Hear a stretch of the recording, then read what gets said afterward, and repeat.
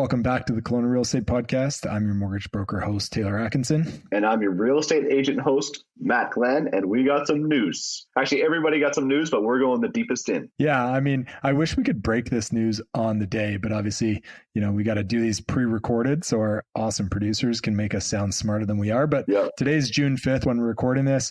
Obviously, Bank of Canada announcement for the overnight rate. We've finally seen a decrease, first time in 4 years. So it's good news. First time since 2020. First time since the pod. All we talk about on this thing is bad news coming through the pipe. Yeah. So we've got some good news. Finally, things are looking up. And it's even sunny today too. I just feel like the whole world's back to normal. Everyone can go out and start overspending again. It's fine. It's fine. Everything's fine. I've been doing that the whole time, dude.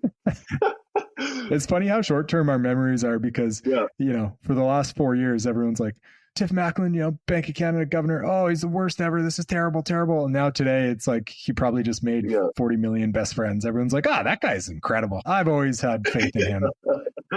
Hallelujah. It's honestly, thank God. Like, we all knew it was coming. It was like an 80% chance or something had happened today. And obviously it did. So like, that was awesome. Yeah. We need more, but it is a start. We're in the right direction. Yeah. And if people want to learn about it quite a bit more, our recent episodes with Scott Beaton and Brendan Ogmanson, we really dive into the next kind of 2 to 3 year projections on fixed and variable rate. What this means right now, so there's a 25 basis point or quarter point reduction in prime lending or overnight rate. Essentially, anyone with a variable, adjustable, static variable rate mortgage, they'll either see their payments decrease right away, or they'll see their amortization start to decrease. Now, some of those static payments, it doesn't change the payment, but it increases your amortization. So a lot of people might be on a 40 or 50 year amortization right now.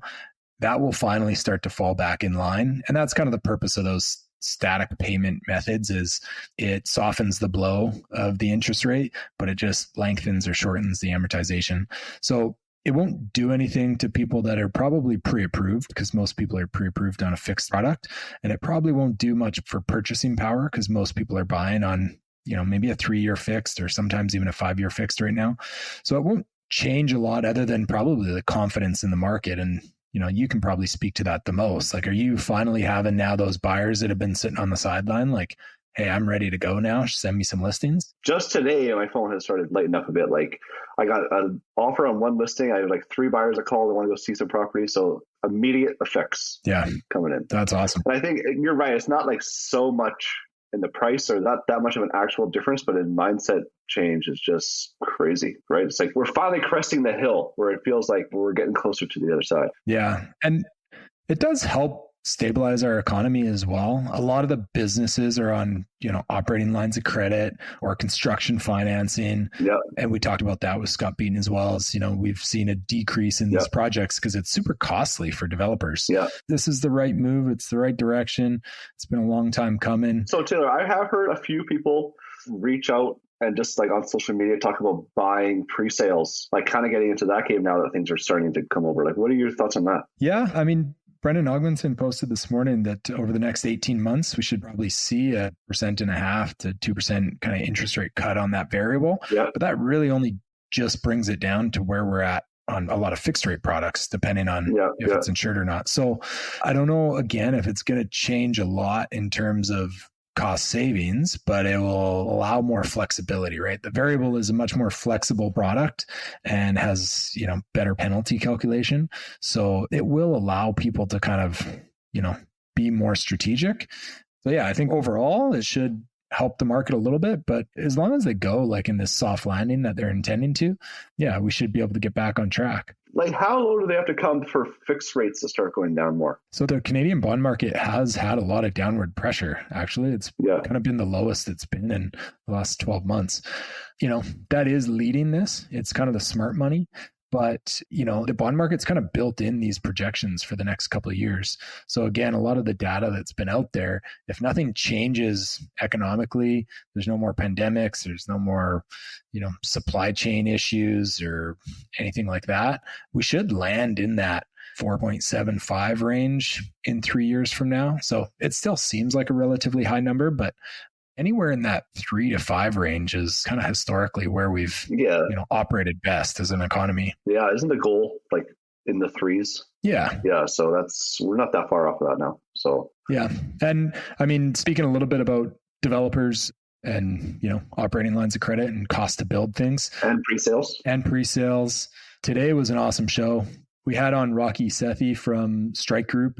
Man, I love talking to developers. Some of my favorite podcasts are speaking to developers. Yeah. I don't know about you. I finished the show just amped up. They're really interesting people and great visionaries of these projects. Yeah. So we spoke about the Innovation District in Penticton, largest land acquisition in 2023.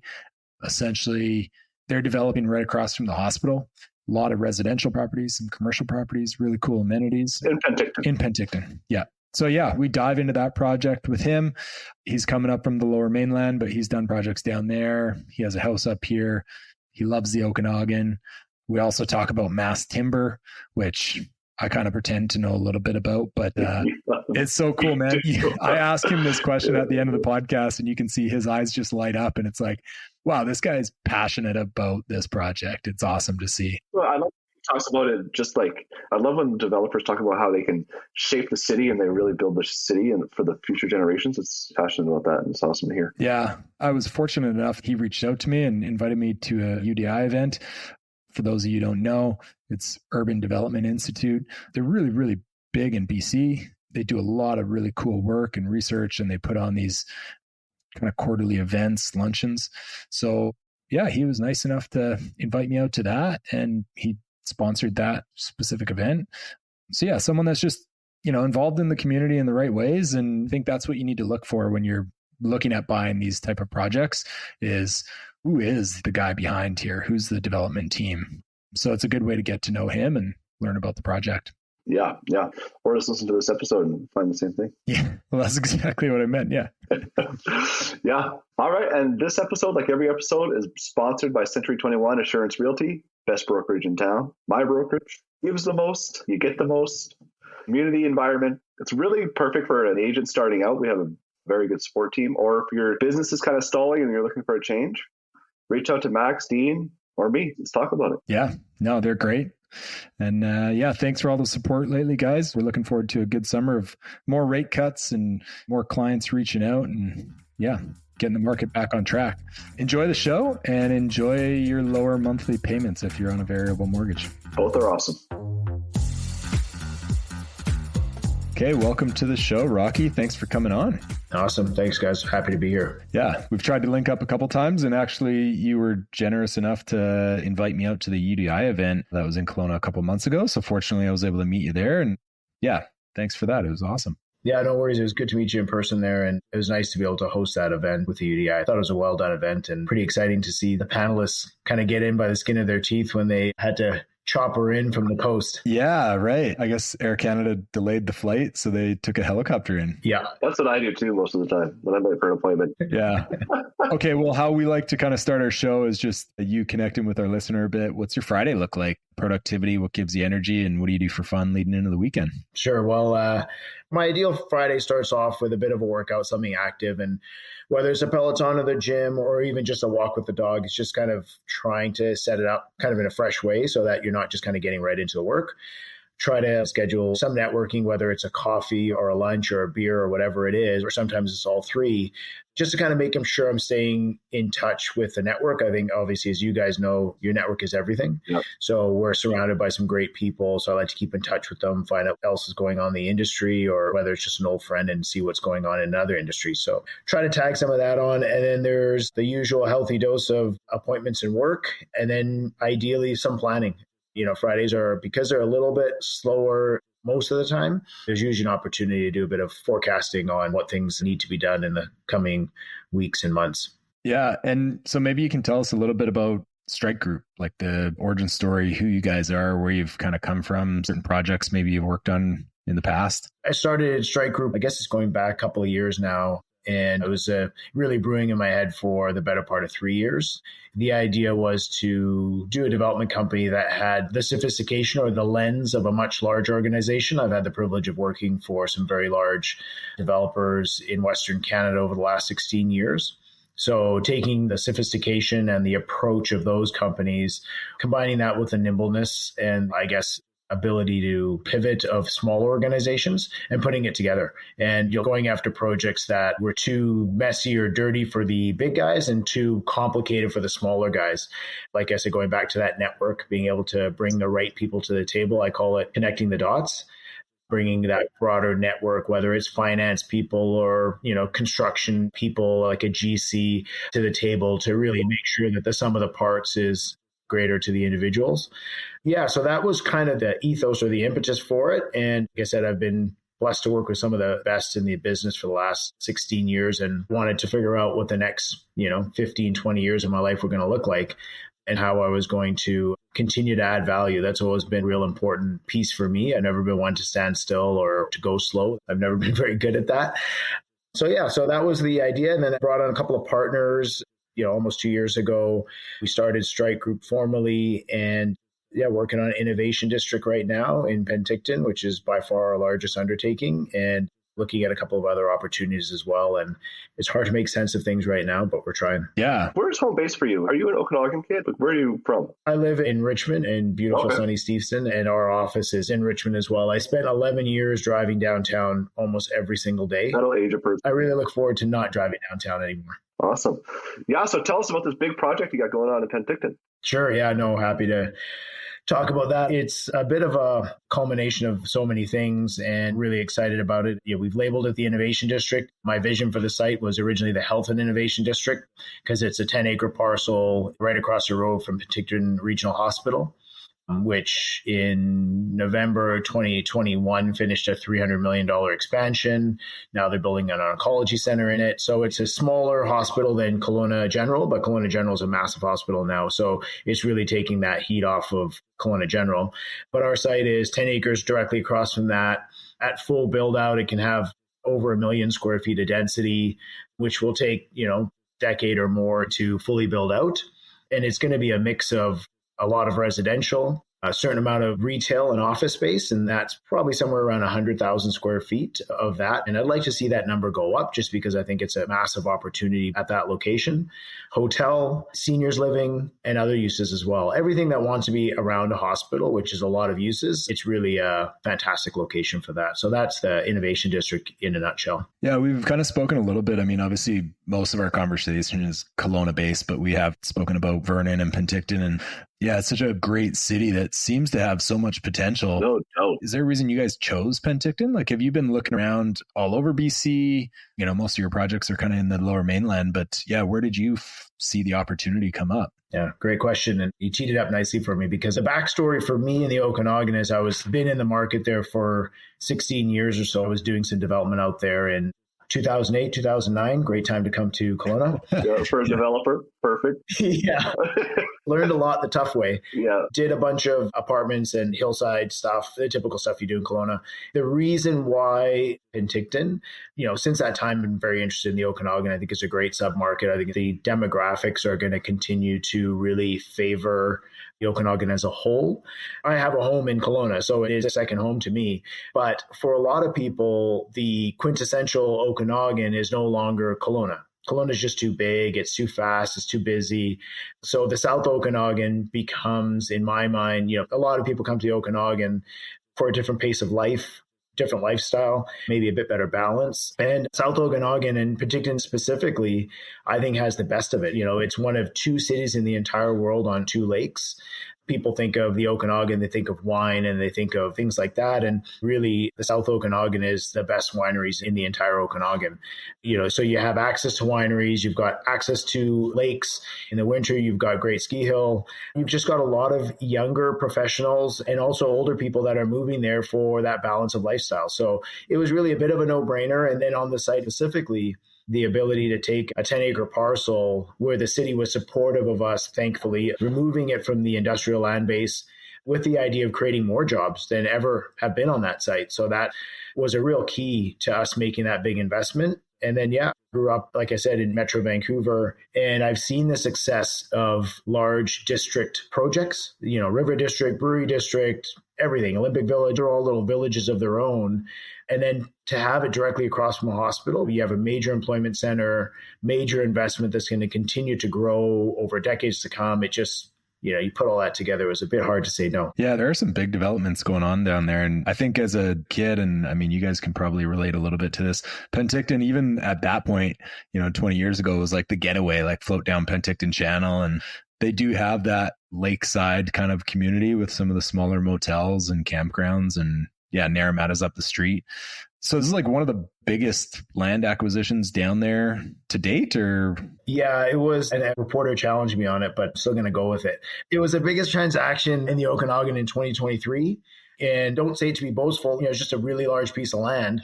More so, our vision is definitely the biggest. It's the reason why we call it the most significant community in the Okanagan. Again, not to be boastful or to overstate what we're doing.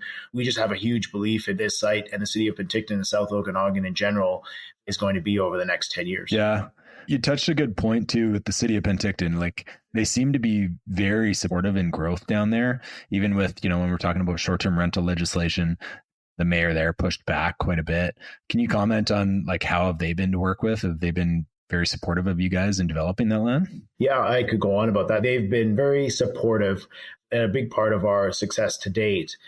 And 5 weeks, we're sponsoring a tour that's hosted by UDI of the city of Penticton from a development perspective. And that will be ending off with a gathering at our presentation center on site. And we've invited mayor and council and key staff to that as well. So no, we have a great relationship with the city. I guess in a nutshell, the way I'll say it is they start with the approach of how to get to yes.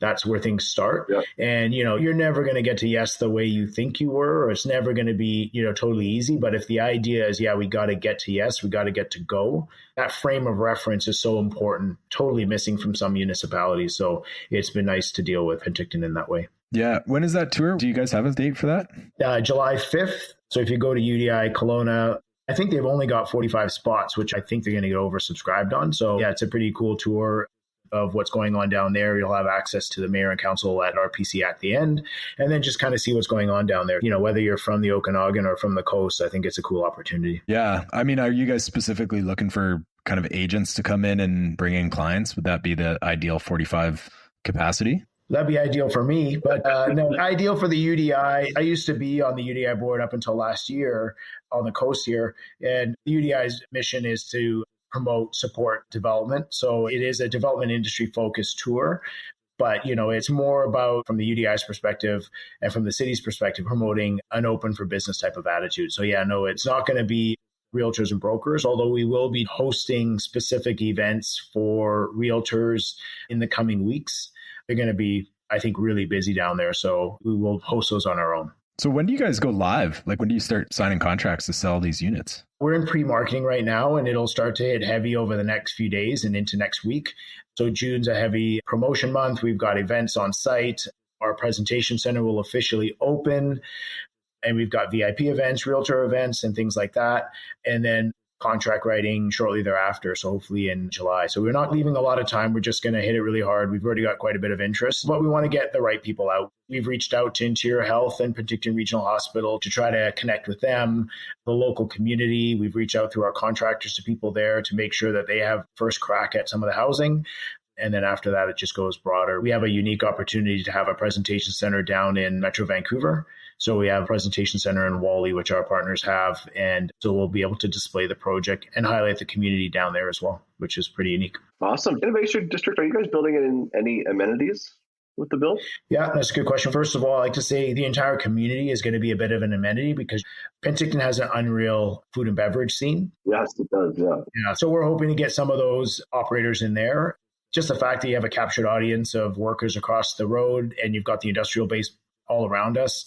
There's a built-in customer base, like I said. So an amazing retail plaza in phase one with bubbler water park for kids and seating areas and things like that. So you'll have a retail amenity, but also a bit of a public plaza. But then in each of the first two buildings, what's really unique, well, the residential building has a rooftop deck, which is going to be, I think, one of the best in Penticton.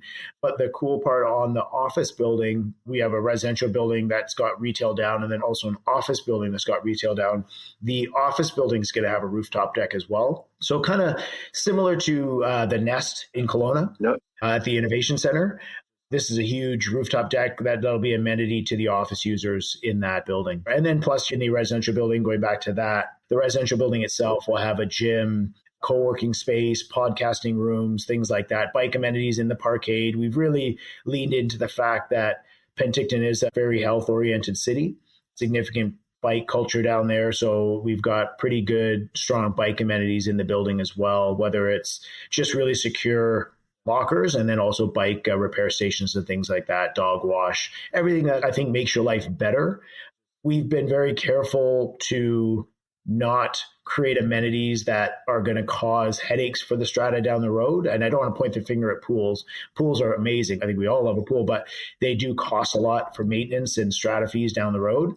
So we've really focused on high value amenities that people can use, and that will include a bunch of technology in the building. So we're working with One Valet to provide, keyless entry to the building, parcel lockers on site, everything that we could think of that would make your life better as a user, we've tried to do. I mean, this is a tough question, but can you give like a high level estimate price point that you're looking at for the residential units, like per square foot kind of thing or thing like that? Yeah, I can't give price per square foot just yet because we're just in pre-marketing right now, but we do have homes I'm pretty excited to say that are starting at $279,900. Wow. Okay. So we worked really, really hard with the city and our consultant team to make sure the initial offering was one that the market would really be excited about. It's not luxury condos, not that the market's not excited about luxury condos. There's definitely a market for that, like that $10 million penthouse in Kelowna. Yeah. But these really are homes that people can afford, Yeah. that work at the hospital, can purchase a home and walk to work and have a better quality of life.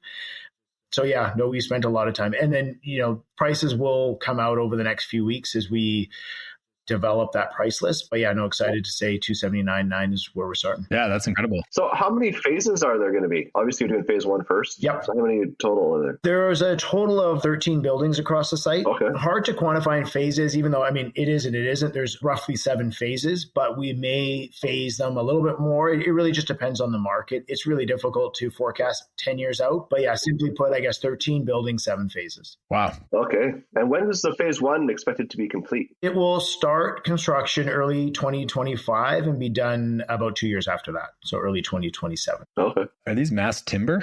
Yeah, well, you caught me on a good day because the residential offering will be traditional, light wood frame construction.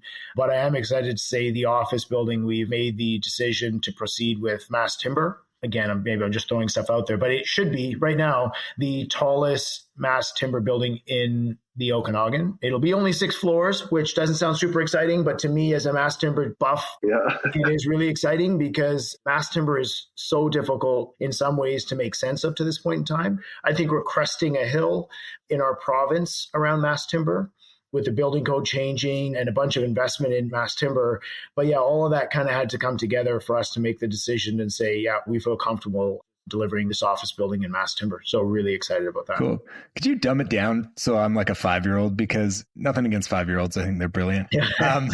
But like, what is mass timber? Like I asked the question, like I knew what I was talking We're all about. thinking But I've got no idea. Yeah. No, great question. Okay, so I'll say it in parts and I'll try to put it together. But in a nutshell, mass timber is a whole suite of engineered wood products. So a lot of them have been available for a very long time, like parallams or PSLs, those big thick beams that get built up that you see even in houses 10, 15, 20 years ago. We were using these PSLs and glulam beams and things like that. That's included in mass timber. In my mind, maybe some others it's not, but in my mind, they're all kind of part and parcel of the same. But when we talk about mass timber now, there's been so many advancements in mass timber manufacturing and how we use wood. So in our building specifically, we'll use cross-laminated timber. So for the floor systems. So these are layers of wood that are laminated together, not parallel to each other, perpendicular to each other, then stacked into a panel that now will form our floor system. So that's specifically what we're using on the building. On the residential building, we're looking at using the mass timber for elevator cores, which I've done in the past before, which is pretty cool. I've even used mass timber for a firewall, believe it or not, which was super cool. It's really an amazing product. The reason I'm excited about it, besides having invested just a bunch of time in it, is Structural Am was based out of Penticton and OK Falls. So the region has a really strong history and attachment to engineered wood products and mass timber specifically. And then there's Kolesnikov out in the Castlegar area as well. So we've got 2 of the most sophisticated mass timber manufacturers, in Canada here in our backyard. So in the office building, we'll use it for the floor systems. They'll be supported by engineered wood beams. And then the outside of the building will be kind of typical of an office building. It'll be either a punched wall or a glazing system of some kind. But what we are delivering is mass timber floor plates where you'll be able to expose and see your mass timber in your office. Oh, wow. I'm super excited about it because it's an ability to deliver on a thought that I had. And, it's something called biophilic response or biophilia. Humans have a natural affinity to be around nature, whether it's being in the mountains or whether it's seeing trees or whether it's seeing wood in your office space. So there's that natural affinity to these products. So now when they actually form the structure of your office, you now actually have a more appealing office for yourself, for your workers, and for visitors to your office. So I'll stop there. I could just go on. I love that you're so passionate about it. You can obviously tell. And I do agree. The wood beams really speak to me. There seems like there's quite a few advantages. I think I saw one of your posts on LinkedIn probably 6 months ago about how quickly it went up. Is it kind of like prefab? Like you guys bring these, I guess, massive laminated pieces in and they just stack up pretty quickly? Like, is that one advantage to them? Yeah, for sure. The material itself is a premium product, but where you really save is time on site. It goes together faster. You end up with a more durable product. And as you put it together, it's also safer. Now, I've been a part of a lot of projects in mass timber. You do it with less labor and you do it in a safer way with less impact to your community by using mass timber. There's a lot of benefits to it. And, I use the example, and you guys have been on construction sites, I'm sure, is when you joist a floor, I always used to see the framers, they'll walk across the joist. They'll have their nail gun in their hands and there'll be this, they'll be nailing off the plywood onto the joist. It was always struck me as incredibly unsafe. And I was just like, okay, well, you guys are doing it. It's not me. I mean, I framed floors myself and it was always a bit terrifying. Framers get numb to it. But with mass timber, there's a operator. It's like on a high-rise site, they're operating the crane. They drop the panels into place. The guys get on top of it. They unhook the chains. They screw the floor in. It's just one spline, and then it's done. There's nothing else. You can work underneath it right away. It's safe. It's just fantastic. It's a really good opportunity. Yeah, it was a cool video to watch. I also love the fact that you guys are it's so easy, I guess. Well, I say it's easy, but like to reinvest into the BC economy. We have so much timber here. And like you said, like local companies are able to support you. So, I mean, not only are you providing jobs on site, but off site as well, and just using resources that we have, which is amazing. Like, it just doesn't seem like a common thing for developers to use, I guess. Hey, like, why is that? A saying that I use all the time, which is, using regional forest products, supporting regional jobs, regional investment to overcome a regional housing crisis. We're one of the few jurisdictions in the entire world that has all of the expertise and the resources in our backyard. Yep. Unfortunate thing is we export our resources in terms of lumber exports.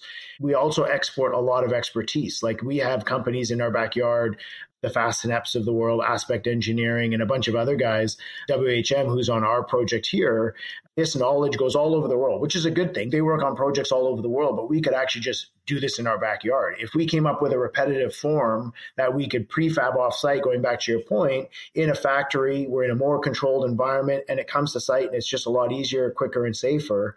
It's a real win. Yeah, that's so cool. I love everything you said there. It seems like, I mean, Matt and I have kind of spoken about this before on the show. I love speaking to developers about the project because that's what really sells it to me, is like you actually get to know the vision and the ethical background and what you're trying to achieve. But I guess like, you come on the podcast for an hour and it's like, oh my God, I want to be a developer. But, for the other 300 days of the year, is it just like crazy stress? Like what makes you want to be a developer? High tolerance for pain. Yeah, no, it's a really good question. And I always say there's a role in development called a development manager, which is essentially the quarterback of any development. They'll work with construction, they'll work with sales and marketing, et cetera, to bring a project forward. And I will say as a developer, even though I own the company, I'm still just a development manager. And at the end of the day, you really have to love all of the mind-numbingly boring parts of development and painful parts of development in order to have, you said 350 days of the year. I would say, it's 360 days of the year of that. And then you got the 5 days of wins, and then they're few and fleeting, and nobody thanks a developer for anything.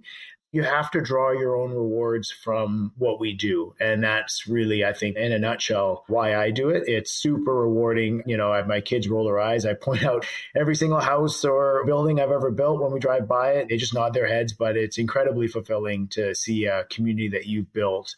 Yeah, I can't say enough. Like, see barbecues on the decks, see kids out playing in the playground that you put in. It's super cool. That part's cool. Yeah, you're kind of building the city. That's awesome. Super rewarding. Yeah, we're here to say thank you. We do appreciate it. Now you guys are making me blush.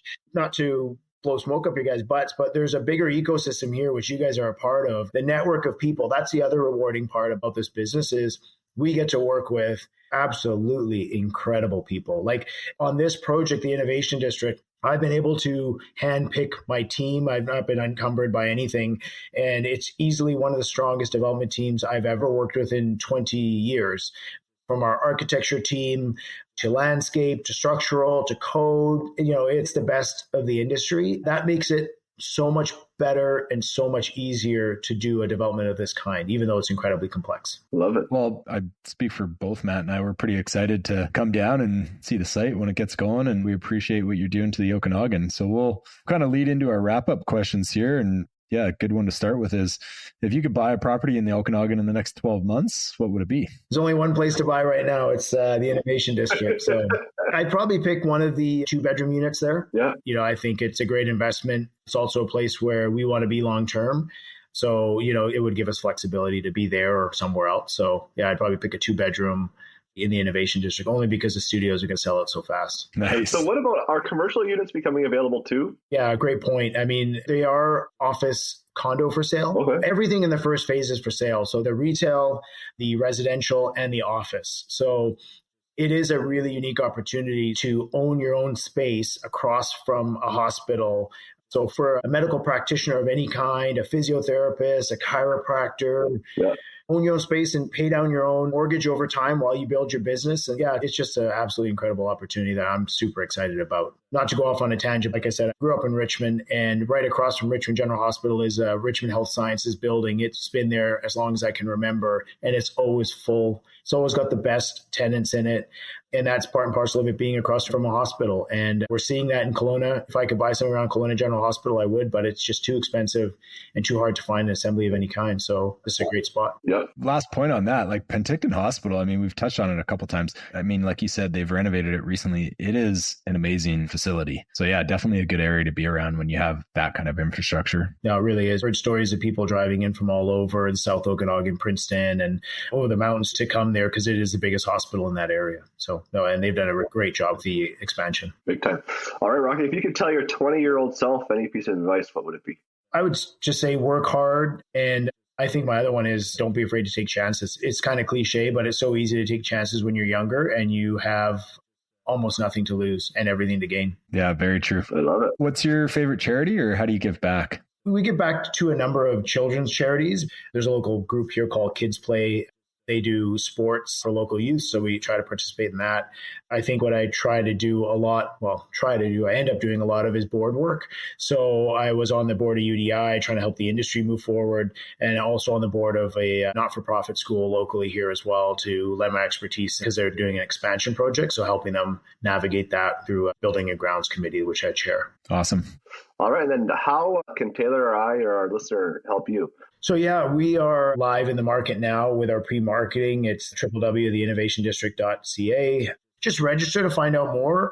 Obviously the timing's not always right for everybody. The opportunity may not be, but explore what we have because like you said, we've got condos and we've got office and we've got exciting retail. And then in the future, we've got other opportunities that are going to be coming up as well. So just come out and support the development. And at the very least, come out and check what we've got on site.